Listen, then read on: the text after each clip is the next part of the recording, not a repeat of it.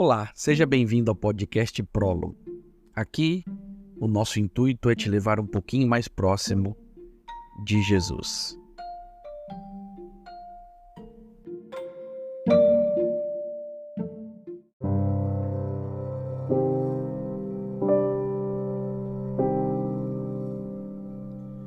Nós vamos entrar agora em um tema lindo dentro do Evangelho, que é o Sermão do Monte.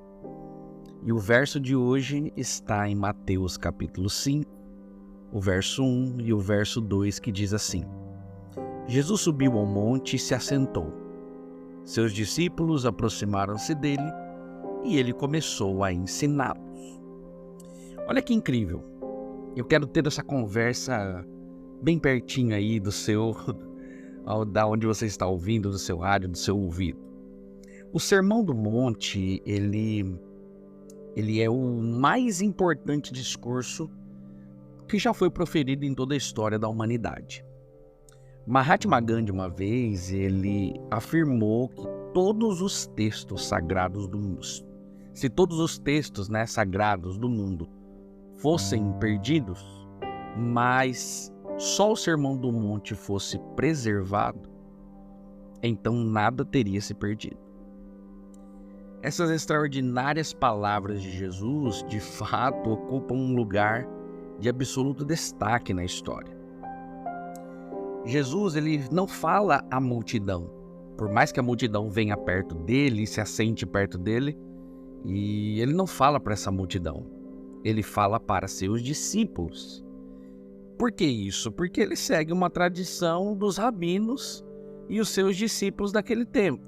Os aprendizes normalmente se aproximavam do seu mestre, que se assentava e passava a ensiná-los. Quando reúne os seus discípulos no monte, Jesus ele fala como um novo Moisés. Por que isso? Simples, vamos fazer um paralelo. Moisés, ele recebeu a Torá de Deus, os 10 mandamentos, no Monte Sinai. Olha que interessante, Jesus reúne os seus discípulos também em um monte. E esse paralelo é evidente.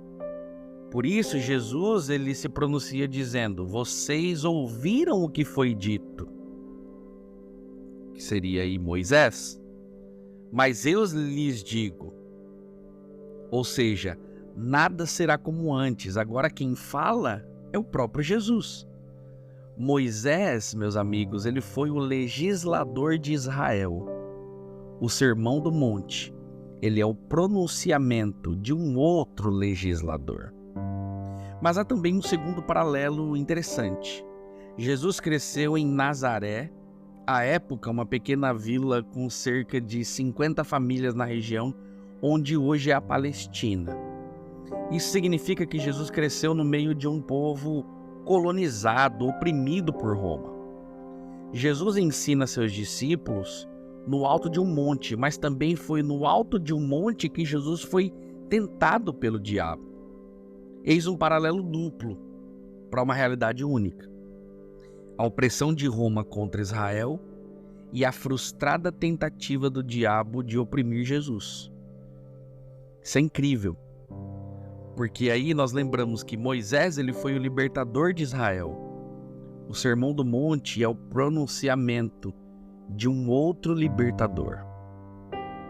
No Sermão do Monte, Jesus confronta todos os agentes que oprimem o ser humano, seja Roma, seja o diabo e os espíritos do mal, ou seja mesmo a má interpretação da lei de Moisés, porque naqueles dias, aqueles homens olhavam para a lei, interpretavam de forma errada e ensinavam de forma errada para aquelas pessoas.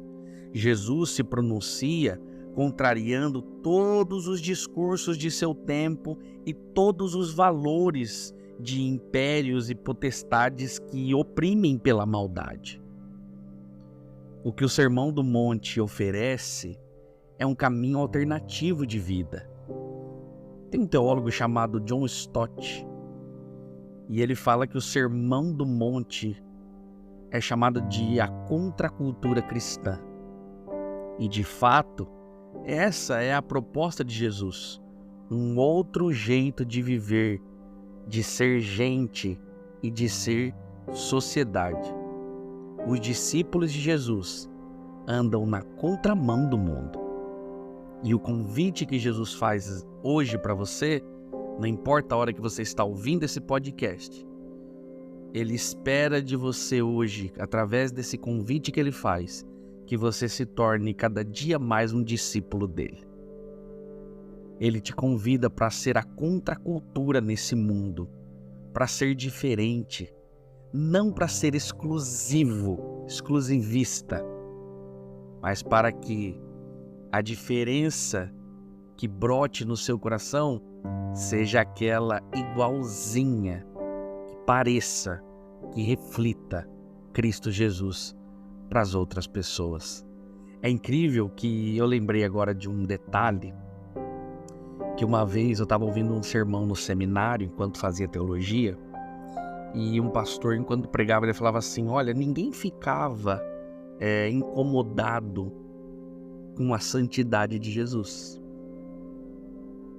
Jesus era um homem diferente, Jesus tinha um sorriso diferente, Jesus tinha um olhar diferente, Jesus não pecou, Jesus era santo. E a santidade dele não excluía, a santidade dele não gerava inveja, a santidade dele não era descida a goela abaixo às outras pessoas. E nos dias de hoje a gente vê pessoas tentando ser como Jesus, um Jesus que talvez não exista, mas um Jesus onde a santidade deles é para afrontar as outras pessoas, é para mostrar que eles sabem mais. Não é para isso que Jesus te chamou. Jesus te chama para ser um discípulo como ele, igual a ele, amando, aceitando, abraçando, incluindo, perdoando, sendo manso. Uau, quantas coisas lindas que Jesus espera de nós. Que você dê essa oportunidade. Fica a reflexão. Que Deus os abençoe.